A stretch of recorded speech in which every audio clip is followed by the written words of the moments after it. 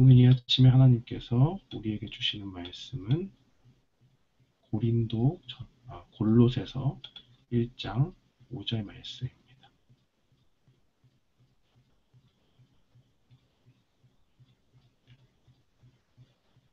골로새서 1장 5절 말씀, 우리 다 같이 한 목소리로 봉독하겠습니다.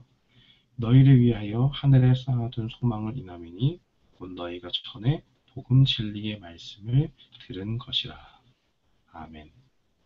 전 오늘 본문 말씀 골로새서 1장 5절 말씀을 통해서 소망이 넘치는 하나님의 공동체라는 제목으로 주의 말씀을 선포하겠습니다.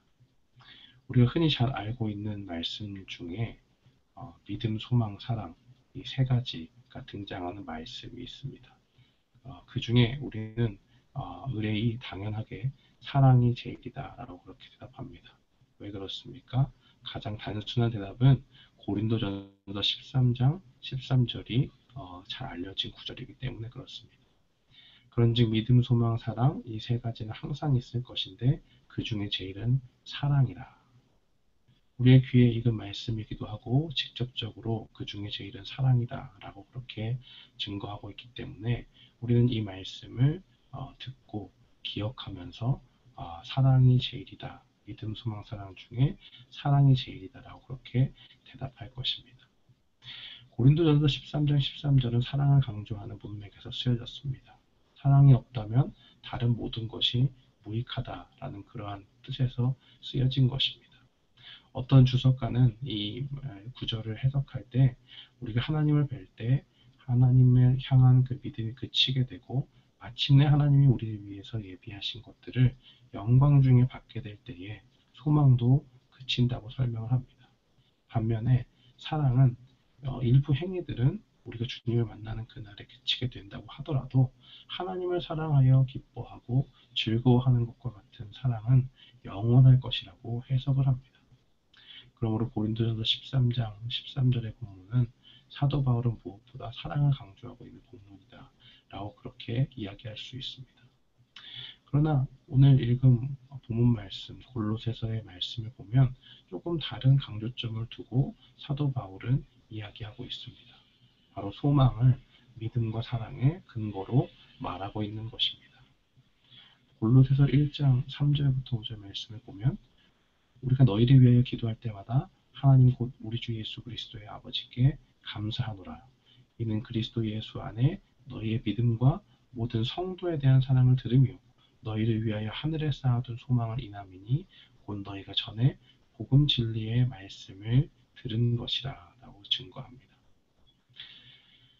사도 바울은 골로새 교인들을 위해서 기도할 때 특별히 감사로 그렇게 시작을 했죠. 이것은 여느 편지위와 다름없이 감사로 시작하는 서신서의 문체입니다.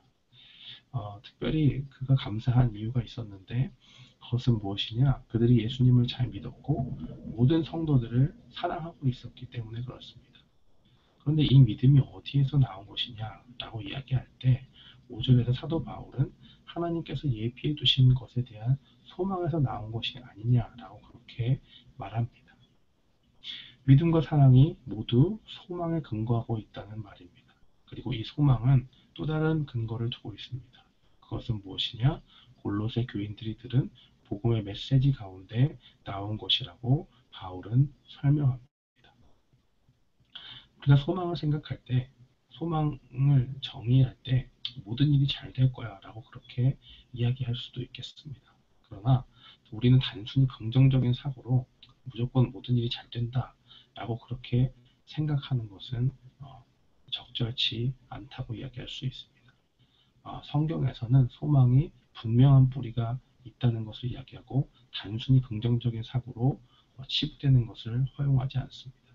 5절 말씀에 보면 그 분명한 소망의 뿌리가 무엇이냐라고 이야기할 때 성경은 복음 진리의 말씀이라고 그렇게 증거합니다. 이 건강한 교회일수록 하나님의 말씀이 바로 선포됩니다. 바울은 예수 그리스도와 관련된 이 복음의 메시지가 우리의 소망과 특별한 관련이 있다고 말합니다. 그리고 이 복음의 메시지가 바로 선포되는 그 교회가 바로 소망이 넘치는 교회라고 할 수가 있겠지요.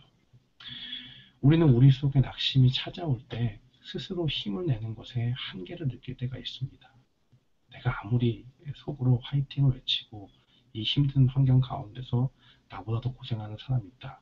묵상을 해봐도 그런 긍정적인 사고만으로 그것이 해결될 수 없음을 우리는 인간 스스로의 한계 가운데 느끼게 됩니다. 그러한 긍정적인 사고로 모든 것이 극복될 수 있었다면 많은 사람들이 현대 사회에서 우울증에 시달리는 일은 없어야 하는 것이죠. 그러나 인간은 그렇지가 않습니다. 교회는 인간의 연약함을 인정합니다. 그 연약함 가운데 하나님이 주신 그 소망을 붙잡습니다. 그리고 그 소망은 우리에게 주어진 복음의 메시지 가운데 환하게 드러납니다. 그렇다면 교회가 참된 소망 안에 거하려면, 소망이 넘치려면 어떻게 해야 하느냐? 복음의 메시지에 나타난 네 가지 내용을 잘 기억해야 합니다. 첫 번째는 죽음에 대한 것입니다. 골로새서 3장 3절을 보면 이는 너희가 죽었고 너희 생명이 그리스도와 함께 하나님 안에 감추었음이니라 라고 증거합니다. 예수님은 우리를 위해 십자가에서 돌아가셨습니다. 사도 바울은 예수님이 십자가에서 죽으심과 같이 우리도 같이 죽었다고 말합니다. 즉 예수님 믿기 전에 삶의 방식에서 우리는 완전히 죽었고 그러므로 다시는 그 삶의 방식으로 돌아갈 수 없다라고 못 박는 것입니다. 둘째는 무엇이냐? 부활입니다. 골로새서 2장 12절 말씀을 보면 너희가 세례로 그리스도와 함께 장사한 바 되고 또 죽은 자들 가운데서 그를 일으키신 하나님의 역사된 믿음으로 말미암아 그 안에서 함께 일으키심을 받았느니라. 교회의 성도들은 죽음에서 끝나지 않고 그리스도와 함께 그의 부활에 참여한 자가 되었습니다. 옛 모습은 완전히 죽었지만 새로운 모습으로 탄생한 것입니다. 그리스도 안에서 새로운 피조물로 새 것이 되었다는 그 고린도후서 5장 17절의 말씀 그대로인 것이고 이 새로운 피조물은 새로운 삶의 방식을 따라 삽니다. 그 삶의 방식은 여러 가지가 있겠지만 그 중에 하나는 자신을 의지하지 않는 것입니다. 이전에 스스로 의지하던 모습 대신에 자신의 연약함을 인정하는 것입니다. 하나님께 자신의 연약함을 고백하고 그 능력을 구하며 사는 것이죠. 어려움에 처했을 때 소망을 가질 이유가 여기에 있습니다. 우리가 마주한 삶에 무거운 짐이 있다면 그것을 바로 우리가 짊어지는 것이 아니라 하나님께 맡기는 것입니다.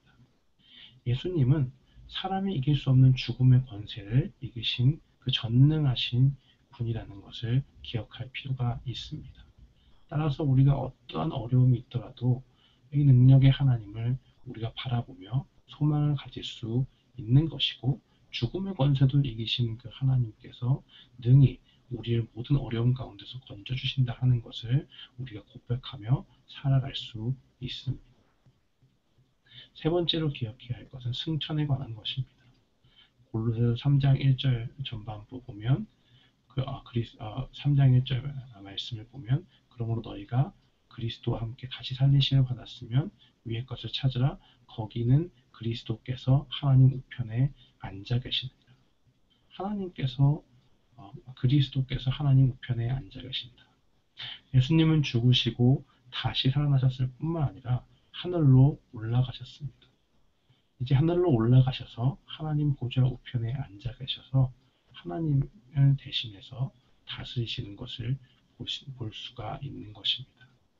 예수님은 하늘 보좌에서 그의 백성들을 보호하시고 온 우주를 다스리시는 분이십니다.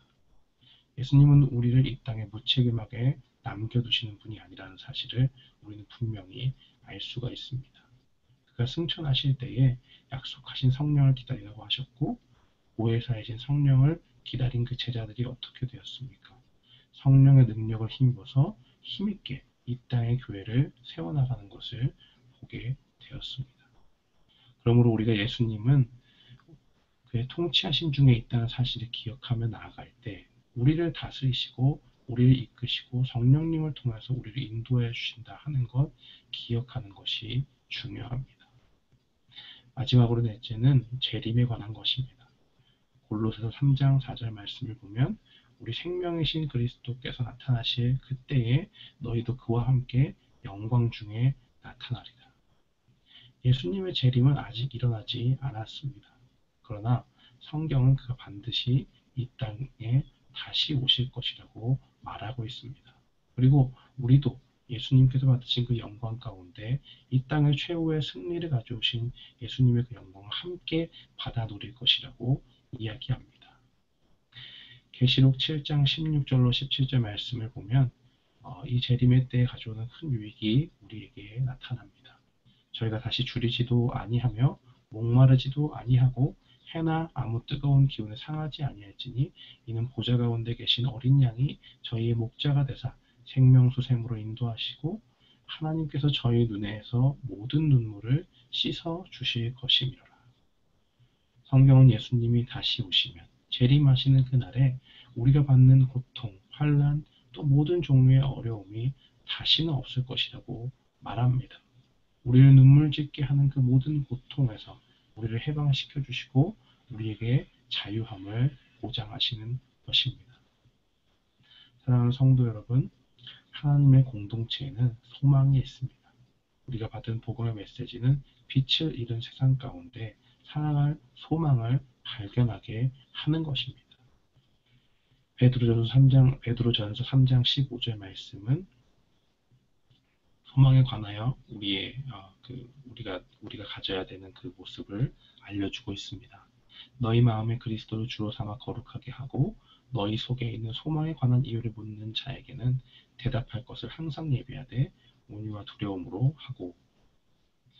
예수님의 죽음, 부활, 또 승천, 재림의 메시지를 우리가 굳게 붙잡고 나아가야 될 필요가 여기에 있습니다. 오늘도 우리 주변에 믿지 않는 자들이 있다면 행여나 우리가 어떻게 예수님을 믿게 되었는지, 우리가 그 복음의 메시지를 어떻게 받아들이게 되었는지 묻는 자들이 있다면 그들에게 이 소망의 복음을 전해야 하는 것입니다. 우리에게 묻는 자들이 있다면 그들에게 소망의 메시지를 전하십시오. 아직도 주변에 믿지 않는 자들이 있다면 그들에게 하나님을 소개하십시오. 우리가 받은 복음의 메시지를 기억하고 우리가 가진 그 소망을 담대히 전할 때 이 교회 가운데 하나님께서 차고 넘치는 그 소망을 다른 사람들에게 부어주게 하는 구원의 방주의 역할을 우리 교회가 하게 될 것입니다. 오늘 이 말씀 기억하면서 우리가 소망의 메시지를 기억하고 소망의 복음을 날마다 담대히 전하는 저와 여러분이 되기를 주님의 이름으로 축원합니다.